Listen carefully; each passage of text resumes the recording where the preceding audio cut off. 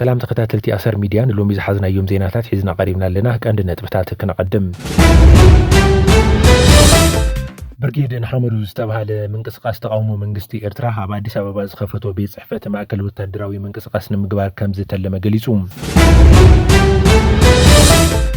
وانا دايركتر ودبت عنا عالم دكتور تيدروس أدحانوم نخال أي جزي سمو أبزرزر حدمي تتخاتيتوم عبا تقرأي كايد زلو سلمة دو إلو اتي قوسقواس نابهنت تقرأي نكغير صاويت قريبوم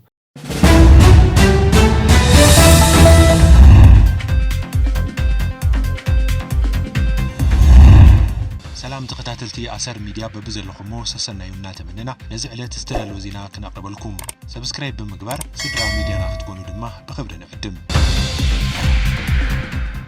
دحري 3 عامات برتاوي قالسي ناصنتا زرغاغصتي إرترا نقولو زحقوف قواماوي ديمقراسياوي سرعت سلا زيت قالتن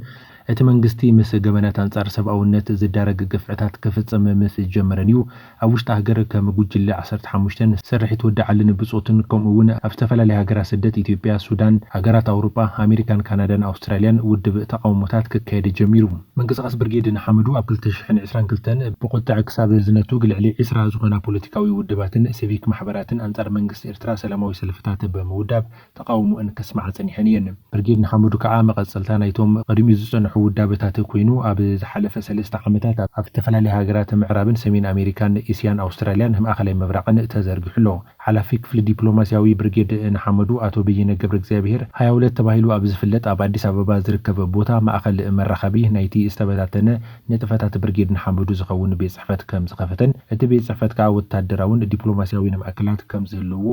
ዕላምኡ ከዓ ዕጥቃዊ ቃልሲ ምክያድ ምዃኑ ፍሊጡ። ب27 ጥሪ 2025 ሃገራዊ ጉባኤ ኤርትራ ዓፋር ምስ ዝተባለ ካልእ ተቃዋሚ ውድብ ኣኼባ ዘካየደ ብርጌድ ንሓመዱ ኣብ ኢትዮጵያ ዝርከቡ ኤርትራውያን ውሕስነት ዝረኸብሉ መንገዲ ብዝምልከት ምስ መንግስቲ ኢትዮጵያ ከም ዝተዘራረበውን ሓቢሩ። እቲ ምንቅስቃስ ኣብ ኤርትራ ሱር በተኸለውጥ ከካይዱ ከም ዝደልዩ ንሰበስልጣናት መንግስቲ ኢትዮጵያ ከም ዝሓበሩውን አቶ በየነ ገሊጹ። ይኹን እምበር ሓያሉ ኤርትራውያን ተቃለስቲ ብርጌድ ንሓመዱ ኣብ ውሽጡ ንዘሎ ፍልሊ ኣጽቢቡ ሰፊሕን ሓቋፍን ውዳበን መስሪቱ ከይሕየለን ውሽጡ ከየጽርየን ምስ መንግስቲ ኢትዮጵያ ይኹን ዝኾነ ካልእ ሓይሊ ርትዓዊ ሽርክነት ከካይድ ኣይኽእልን እዩ ዝብል ስክፍታታት ኣለዎም። ኣብ ርእሲኡ ዝተማእከለን ሰፊሕ ተቐባልነት ዘለዎ መሪሕነትን ኣብ ምፍጣር ጸገማት ከም ዘሎ ኣብ ማሕበራዊ መራኸቢታት ዝተፈላለዩ ብስም እቲ ምንቅስቃስ ዝተፈላለዩ ኣረኣያታትን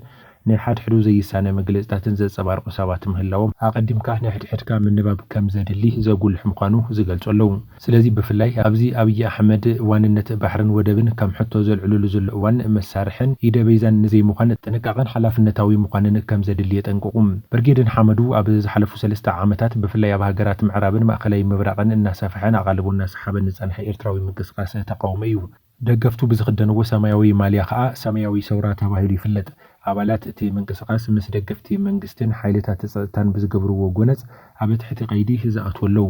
አባል ምንቅስቃስ ብርጌድ ንሓመዱ ከያኒ ኪሮስ ኣስፋ ብወገኑ መንግስቲ ኤርትራ ነቶም ኣብ ግዳም ዘካይዶም ጽምብላት መእከቢ ገንዘብ ስለ ዝገብሮ ብርጌድ ንሓመዱ ነቲ ፌስቲቫላት ደው ንምባል ከም ዝተጀመረ ቀንዲ ዕላምኡ ንመንግስቲ ኢሳያስ ንምእላይ ምዃኑ ይሕብር። ፕሬዚደንት ኢሳያስ አፈወርቂ ኤርትራ ነጻነታ ካብ ትጎናጸፍ ንልዕሊ 30 ዓመታት ሃገራዊ ምርጫ ኣካይዱ ይፈልጥን ኣብ ኤርትራ ሓጋጊ ፈጻምን ፈራድን አካላት መንግስቲ ብግቡ ኣይሰርሕን ናይ ርእይቶ ፍልልያት ዘይጻወር መንግስቲ እቲ ሃገር ጋዜጠኛታትን መራሕቲ ሃይማኖትን ብዘይንቡር መስርሕ ፍርዲ ኣሲሩ በመስዋር ብጃምላዊ ግሰት ሰብኣዊ መሰላት ክኸስስ ጸኒሕሎ። ኤርትራውያን መንእሰያት ካብቲ ብግዱድ ዕስክርናን ባርነትን ዝግለጽ ኣገልግሎት ሃዲሞም ምስ ተሰደዱ ስግረድባዊ ወጽዓን ጸቕጥን ከም ዘጋጥሞም አቶ በየነ ይኸስስ። ቀንዲ ዕላማ ብርጌድ ንሓመዱ ከዓ ኣብ ኤርትራ ሱር በትኻዊ ስርዓታዊ ለውጢ ምምጻእ ምዃኑን ብሃገራዊ ባይቶ ዝቐውም ግዝያዊ መሰጋገር መንግስቲ ነቶም ንገበነኛታት በፍርዲ ንቡድላት ከዓ ብካሕሳን ጣዕሳን ምትዕራቕ ምዃኑ ይገልጽ። ዝተፈላለዩ ርእይቶን ዘለዎም ዜጋታት ዝኣስርን ዝስውርን መንግስቲ ኤርትራ ብሓይሊ ክእለ ከም ዘለዎ ዝኣምኑ አቶ ኪሮስን አቶ በየነን ካብ ሰበስልጣን አሜሪካ፣ ሕብረት አውሮፓ፣ ካናዳን ሾደንን ሓገዝ ንምርካብ ከም ዝተዘራረቡ ሓቢሮም። ዕጥቃዊ ቃልሲ ካብ ቀረባ እምበር ካብ ርሑቕ ስለ ዘይከኣል እቲ ቃልሲ ሱር ኣብ ዝሰደሉ ዞባ ክቃለሱ ከም ዝወሰኑ የረድኡ። ኣብየናይ ቦታ ንዝብል ግን ንግዚኡ ክገልጽዎ ይደልዩን። ኣብ ኢትዮጵያ ናይ ወፍሪ ጎስጓስ ውዳበ ወታደራውን ዲፕሎማሲያውን ማእከላት ክቀውም ከም ዝኽእል ዝገለጸ አቶ በየነ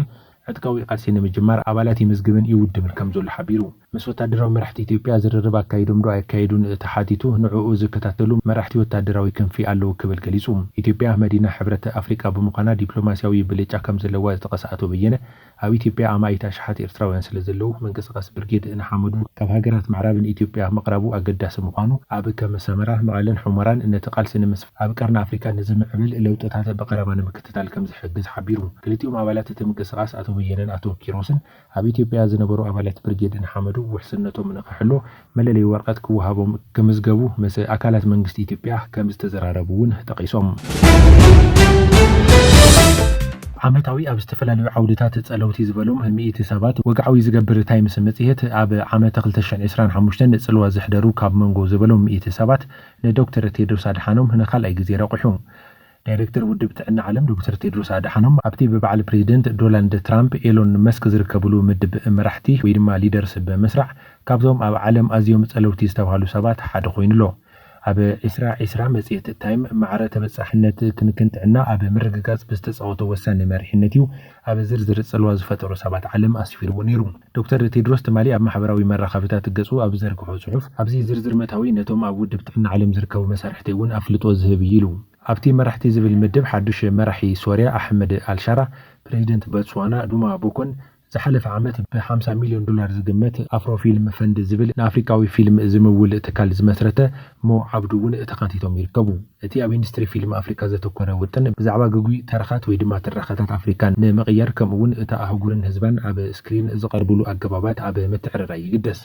ከምኡውን ቀዳማይ ሚኒስትር እንግሊዝ ኪር ስታመር ካብ ንእስነት ዕድሚኡ ጀሚሩ አንጻር ፍርዲ ሞት ብምጉስጓስ ዝፍለጥ ኮይኑ ብምኽንያት ኣብ ዲሞክራሲን ፍትሕን ዘለዎ ጽኑዕ ቅዋም መጽሔት ታይም ካብቶም ጸለውቲ መራሕቲ ሓደ ገይሩ ረቂሕዎሎም